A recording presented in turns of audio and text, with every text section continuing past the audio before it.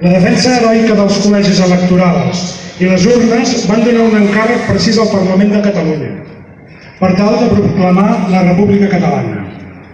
El 27 d'octubre el Parlament va culminar aquest encàrrec i per aquest fet el nostre legítim president i el seu legítim govern són perseguits i acusats falsament.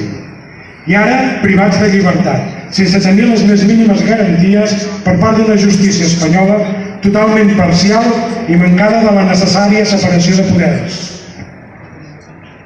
Ja en teníem un exemple amb les detencions preventives d'en Jordi Sánchez i el Jordi Cuixart, però ara en tenim més exemples amb la detenció preventiva del govern legítim, totalment il·legals, un abús de poder i una flagrant discriminació negativa de la justícia espanyola que denunciarem incansablement arreu del món.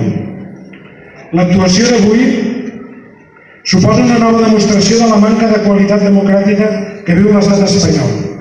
I l'estat espanyol ha dinamitat 40 anys d'autogovern amb un cop d'estat inèdit a l'Europa democràtica del segle XXI.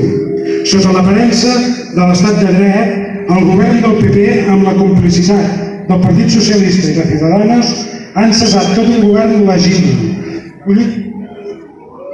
escollit pel poble de Catalunya. Ha dissolt el Parlament i ha intervingut totes les nostres competències.